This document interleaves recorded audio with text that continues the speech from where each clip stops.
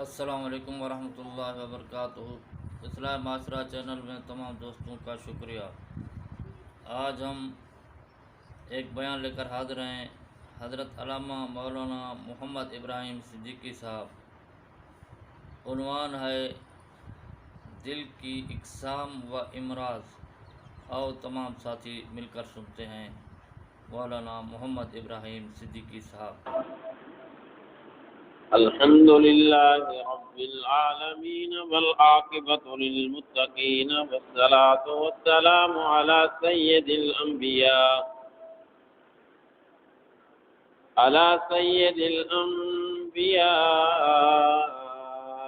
والمرسلين. أما بعد فأعوذ بالله من الشيطان الرجيم. بسم الله الرحمن الرحيم.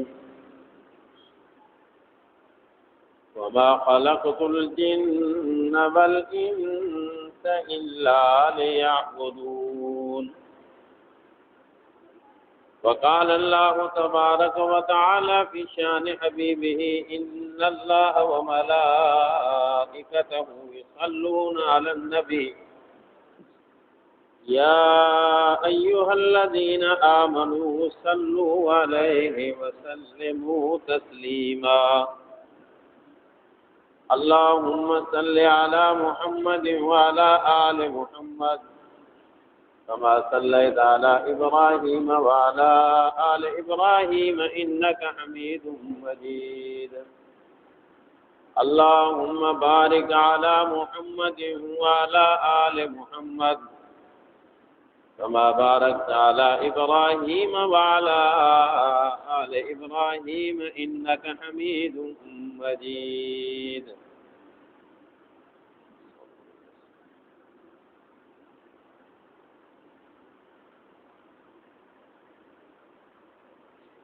محترم عزیز دوستو،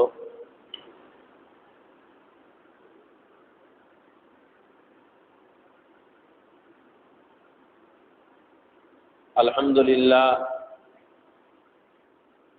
ہم مسلمان ہیں۔ اللہ اور اللہ کے رسول صلی اللہ علیہ وسلم کے بتائے ہوئے فرمانوں کے مطابق زندگی گزارنے کو کامیابی کہتے ہیں۔ اللہ اور اللہ کے رسول صلی اللہ علیہ وسلم کے حکموں کی خلاف ورزی کی صورت میں اپنے لیے ناکامی سمجھتے ہیں۔ حقیقت تو یہی ہے، مگر ہم لوگ جس طریقے سے زندگی گزار رہے ہیں، ہم اپنے اعمال کی طرف جب نظر ڈالتے ہیں تو نہیں لگتا کہ یہ ہمارا نظریہ ہے، یہ ہمارا عقیدہ ہے، یہ ہماری سوچ ہے، نہیں لگتا بالکل۔ اللہ کے پیغمبر صلی اللہ علیہ وسلم نے بہت ساری ہدایتیں اپنی امت کو دی ہیں، اور بار بار اللہ کے پیغمبر صلی اللہ علیہ وسلم نے بتایا ہے کہ یہ چیزیں تمہارے لیے فائدہ مند ہیں اور یہ چیزیں تمہارے لیے نقصان دہ ہیں، مگر ہم مسلمانوں میں سے کوئی بھی ان باتوں کو اپنانے کے لیے تیار نہیں۔ مسلمان ہونے کی حیثیت سے، کیونکہ ہم اپنے آپ کو مسلمان کہتے ہیں، اس لیے جب کوئی فرمان مصطفیٰ بتایا جاتا ہے تو زبان سے اقرار کر بیٹھتے ہیں، ان کی مخالفت کرنے کی ہمت ہمارے اندر نہیں ہوتی، باقی عمل زیرو ہے۔ اللہ کے پیغمبر صلی اللہ علیہ وسلم نے ہمیں جن چیزوں سے روکا ہے ان میں سے کچھ باتیں میں مسلسل 3-4 جمعوں سے بتاتا ہوا آ رہا ہوں۔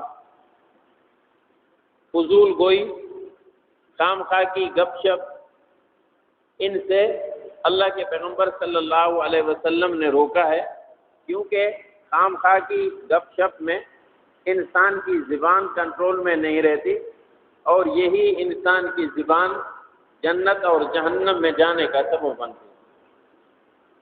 تو خام خواہ کی گپ شپ اور زبان پہ کنٹرول نہ کرنا بڑی تباہی ہے، جس سے ہم مسلمانوں کو بچنا چاہیے۔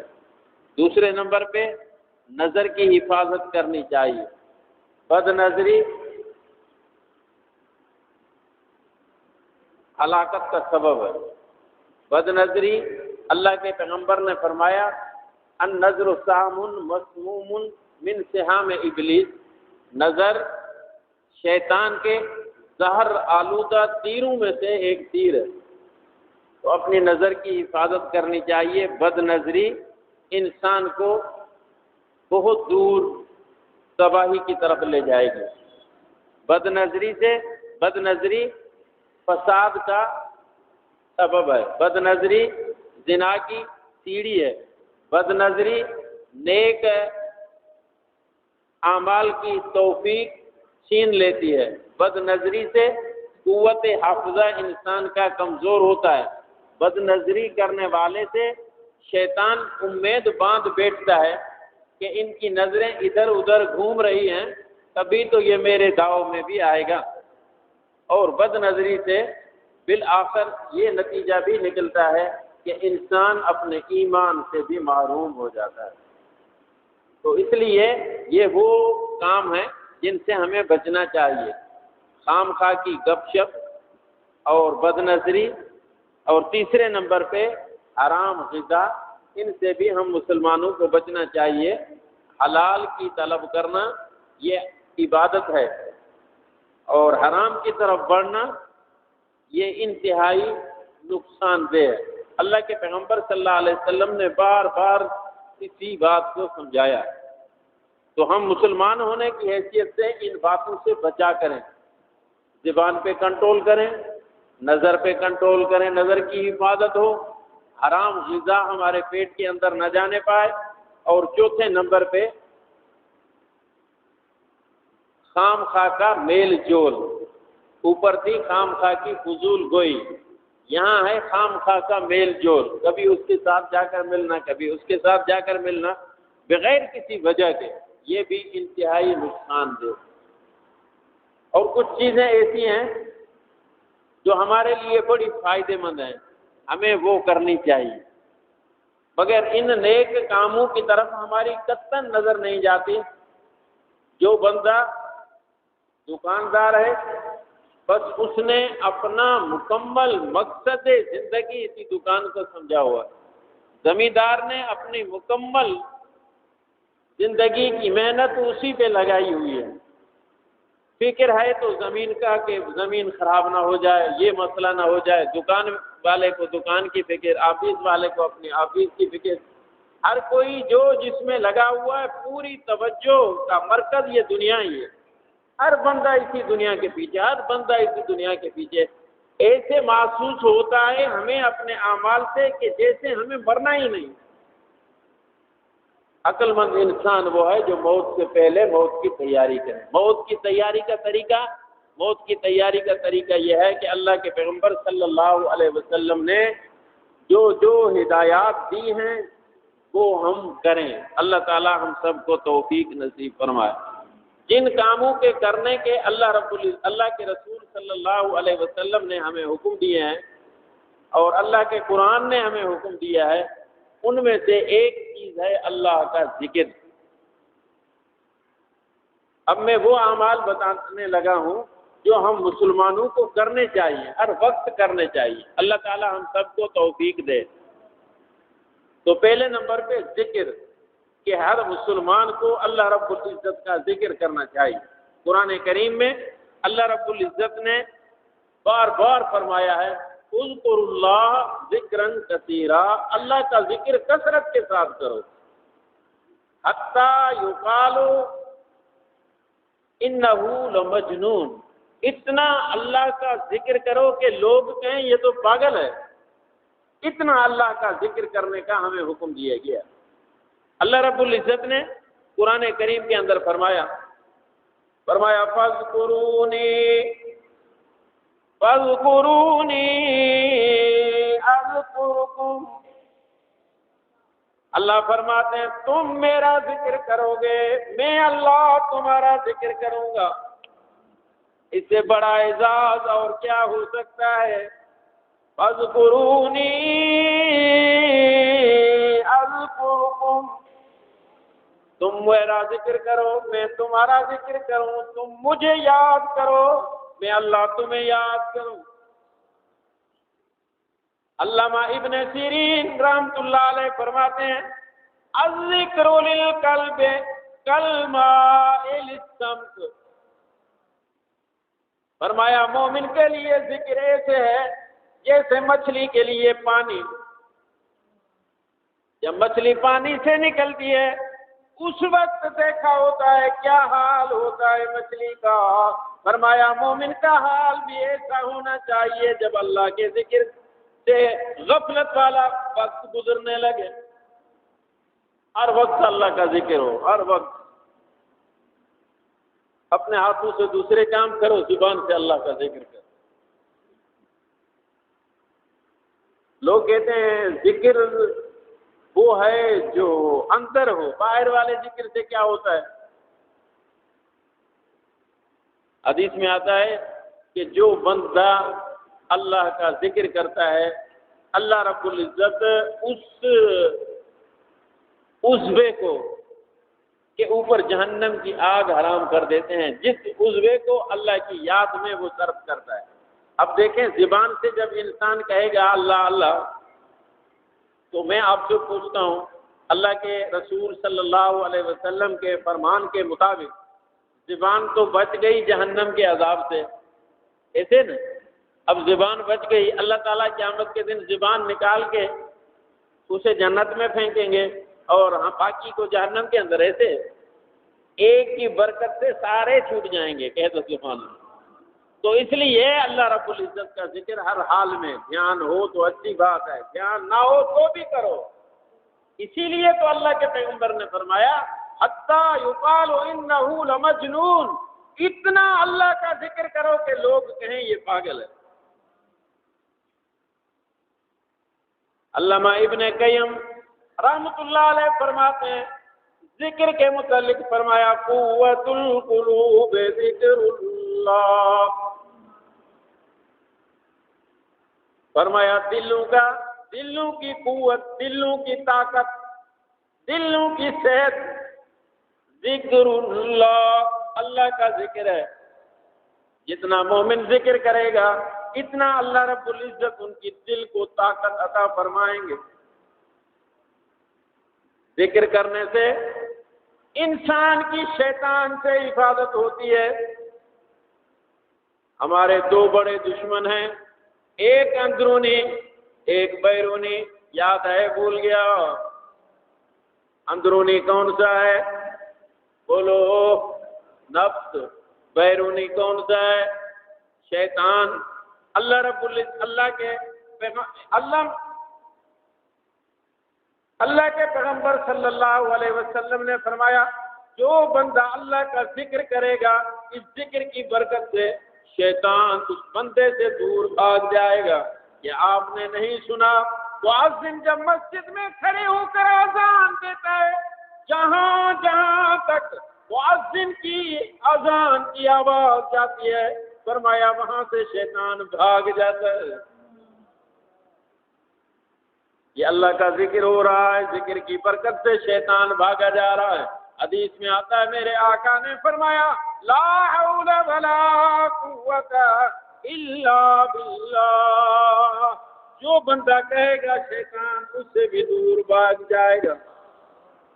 ذکر وہ چیز ہے، حدیث میں آتا ہے یزیل الہم والغم، فرمایا غم اور پریشانیوں کا حل اللہ کا ذکر ہے۔ جو بندہ ذکر کثرت کے ساتھ کرے گا اللہ ان کی پریشانیاں اور غم دور فرما دیں گے۔ قرآن بھی کہہ رہا ہے الا بذکر اللہ تطمئن القلوب، اگر دلوں کا سکون چاہتے ہو، دنیا دولت کے اندر نہیں، دنیا کے اسباب کے اندر نہیں۔ الا بذکر اللہ تطمئن القلوب، لوگوں دلوں کا سکون چاہتے ہو تو اللہ کا ذکر کرو، نہ دنیا سے، نہ دولت سے، نہ گھر آباد کرنے سے، نہ دنیا سے، نہ دولت سے، نہ گھر آباد کرنے سے تسلی دل کو ملتی ہے خدا کو یاد کرنے سے۔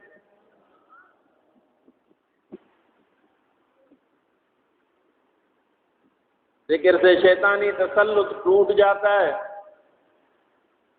اس کی مثال میں آپ کو بتاؤں کہ دل کو بھی اللہ نے اپنا گھر کہا ہے۔ مومن کی دل اللہ کا گھر، کہہ دو مومن کی دل، اور کعبہ وہ بھی اللہ کا گھر۔ اپنے گھر کی ہر کوئی حفاظت خود کرتا ہے۔ کعبہ اللہ کا گھر ہے، ان کے اوپر ابرا ظالم بادشاہ نے جب حملے کرنے کی کوشش کی تو دفاع کس نے کیا؟ بولتے نہیں، کس نے کیا؟ جس اللہ نے اپنے اس گھر کی حفاظت کی ہے۔ مومن جب ذکر کرے گا تو اس گھر کی حفاظت بھی وہ مالک خود کرے گا۔ جب ابرا نے ہاتھیوں کو بڑا لشکر لے کر بیت اللہ شریف کے اوپر چڑھائی کی تو اللہ رب العزت نے چھوٹے چھوٹے پرندے ابابیل ان کے منہ میں کنکریاں دے کر، پنچوں میں منہ میں کنکریاں لے کر چھوڑ دیا۔ اب انہوں نے کنکریاں برسانا شروع کی۔ اس کنکری کے اندر اتنی بڑی طاقت اللہ رب العزت نے رکھ دی کہ وہ جہاں سے آتی تھی اور پار ہو کر زمین میں چلی جاتی، پورے لشکر کو اسی وقت تاخ ناک کر کے ان چھوٹے سے پرندوں نے رکھ دیا۔ بالکل اسی طریقے سے جب شیطان انسان کی دل کے اوپر حملہ آور ہونا چاہتا ہے، مومن اللہ کا ذکر کرنے لگتا ہے، یہ ذکر ابابیل والی کنکریاں بن کر شیطان کے اوپر برسنا شروع ہوتی ہیں، شیطان کا تہس نہس کر کے رکھ دیتے ہیں۔ فرمایا فاذکرونی اذکرکم، اللہ فرماتے ہیں تم مجھے یاد کرو، میں اللہ تمہیں یاد کروں گا۔ اللہ فرماتے ہیں میرے مومن بندوں فاذکرونی اذکرکم، جس حال میں بھی مجھے یاد کرو گے اسی حال میں اللہ بھی تمہیں یاد کروں گا۔ سیدنا یوسف علیہ السلام نے جب زلیخا نے سیدنا یوسف علیہ السلام سے برائی کرنا چاہی، اپنے محلات کے اندر لے گئی۔ حدیثیں کھولو، زلیخا یوسف کو لے کر جا رہی ہے۔ یوسف کون؟ جو اس کا اپنا غلام ہے، بازو سے پکڑ کر لیے جا رہی ہے۔ ایک دروازہ اندر کراس کر کے ان کو اندر سے تالا لگایا، آگے چل کر دوسرا دروازہ کھولا، اندر جا کر اندر سے اس کو بھی تالا لگایا، تیسرا، چوتھا، پانچواں، چھٹا، 7 دروازے تھے، 7 دروازوں کو تالے لگا کر سیدنا یوسف علیہ السلام کو برائی کے لیے پکارنے لگی۔ فرمایا فاذکرونی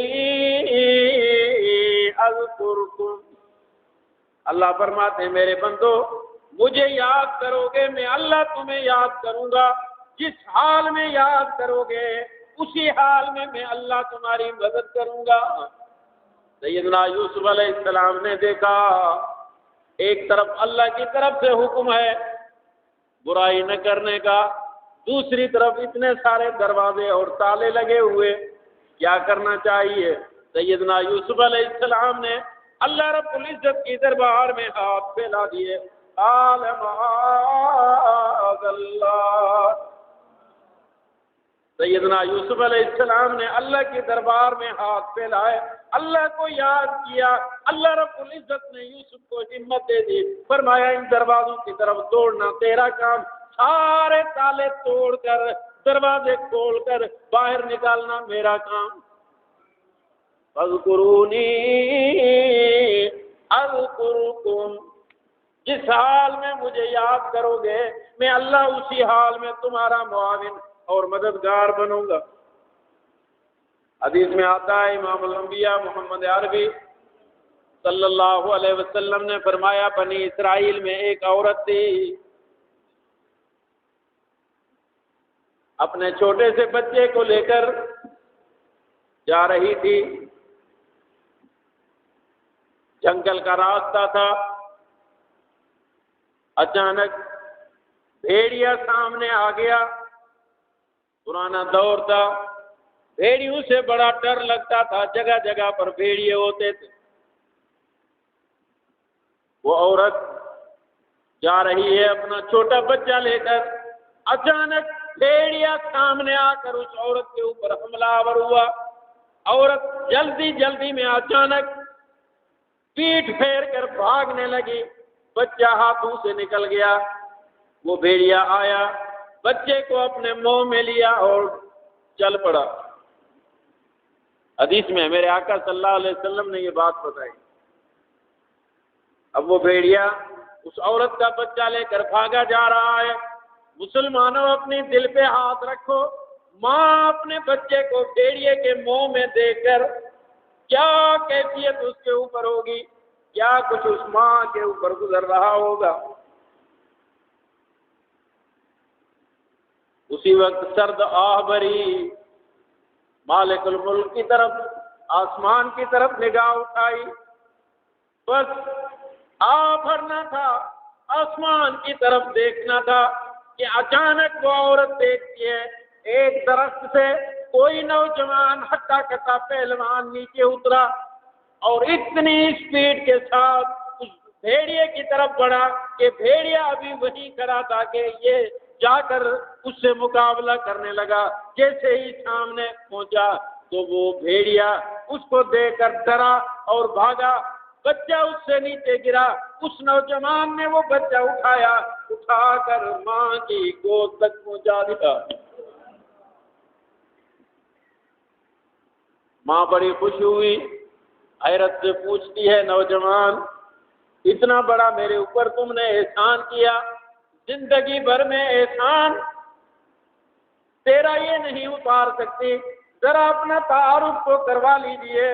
نوجوان کہنے لگا میں آسمان کا فرشتہ ہوں، مالک الملک نے مجھے بھیجا ہے، یہ انعام تمہیں ملا ہے کہ ایک مرتبہ تجھے بھوک لگی ہوئی تھی، تو گھر میں بیٹھی کھانا تیار کر کے اپنے سامنے اپنی چاہت کا کھانا تیار کر کے رکھا تھا، اب لقمہ توڑ کر کھانے لگی تھی کہ اچانک تیرے گھر کے دروازے پہ دستک ہوئی تھی، سائل اللہ کے نام پر مانگنے والا کوئی آ گیا تھا اور تم نے وہ کھانا جس کا لقمہ بھی توڑا تھا مگر اپنے منہ میں نہیں ڈالا تھا، جس اللہ رب العزت کے نام پر سوال کرنے والے کے حوالے وہ پورا کھانا کر دیا تھا۔ مالک الملک کو تم نے اس حال میں یاد کیا اور اپنا نوالا تک نکال کر رو کر اس سائل کے حوالے کیا، اس کا بدلہ اللہ رب العزت نے تمہیں یہ عطا کیا کہ بھیڑیے کا نوالا نکال کر تیرے حوالے کر دیا۔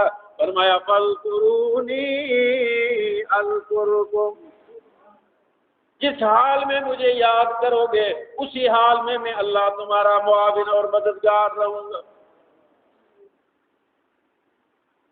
تو جو کام ہمیں کرنے چاہیے ان میں سے مین چیز اللہ کا ذکر ہے۔ مومن آدمی کو کبھی بھی غفلت بھری زندگی نہیں گزارنی چاہیے، ہر وقت ہر حال میں اللہ رب العزت کا ذکر ہونا چاہیے۔ اگر زبان سے ذکر نہیں کر سکتے کم از کم اپنا دھیان مالک الملک کی طرف ہر وقت رکھنا چاہیے۔ کوئی بندہ آ رہا ہے، اچانک کوئی ایکسیڈنٹ ہوا، اس نے وہ منظر دیکھا، انتہائی خطرناک منظر تھا کہ دیکھا نہیں جا رہا تھا، اس کے اوپر اس کی کیفیت کیا بن جاتی ہے، بڑا پریشان ہوتا ہے۔ حالانکہ نہ اس کا ایکسیڈنٹ ہوا نہ اسے کچھ چوٹ لگی، دوسروں کا ایکسیڈنٹ تھا، مگر دیکھا ان کی کیفیت، ان کا اثر اس کے اوپر اتنا طاری ہوا کہ جا رہا ہے اپنی ڈیوٹی پر، مگر ذہن میں ابھی تک وہ چھینن والی بات کڑی ہے۔ جو بھی دوست ملا سامنے، کیا حال ہے یار، ابھی ابھی میں ایک منظر ایک چھینن کا دیکھ کر آیا ہوں، کیا تمہیں بتاؤں؟ اور جب جائے گا آفس میں جا کر پہنچا، وہاں جو بھی ملا اس کو یہ بات بتائے گا۔ پھر جب کوئی دوست آیا اس کو بھی یہ بات بتائے گا، کسی کی فون آ گئی تو بھی اسی سے اسی بات کا ذکر کرتا رہے گا، کیونکہ وہ بات ذہن میں بیٹھ گئی۔ اب وہاں سے چل کر جب اپنے گھر آئے گا، اپنی بیوی کو بچوں کو آ کر یہی بات بتائے گا، وہ ان کے ذہن کے اندر بیٹھی ہوئی ہے۔ اسی طریقے سے اللہ رب العزت کو اپنے ذہن کے اندر بٹھا لو، ہر حال میں جہاں پہ بھی جا رہے ہو اپنے کام بھی کرتے رہو، مالک الملک کا توجہ بھی تمہارے ساتھ رہے۔ اسی کا نام ذکر ہے۔ اللہ حدیث میں آیا، میرے آقا نے فرمایا الذکر صلاح المؤمن، میرے نبی نے فرمایا ذکر مومن کا اصلاح ہے۔ اصلاح، مومن کے لیے ذکر کیا ہے؟ کلاشن ہے، رائفل ہے، ایٹم بم ہے، اسلحہ ہے دفاع کا۔ اللہ کا ذکر مومن کے لیے، فرمایا الذکر صلاح المؤمن، ذکر مومن کا ہتھیار ہے، مومن کا اسلحہ ہے۔ دشمن جب کسی کے اوپر حملہ آور ہوتا ہے نا، توجہ ہے بھائی، دشمن جب حملہ آور ہوتا ہے تو سب سے پہلے جس کے اوپر حملہ آور ہوا ہے اسے اسلحہ چھینتا ہے۔ ایسے ہے کہ نہیں؟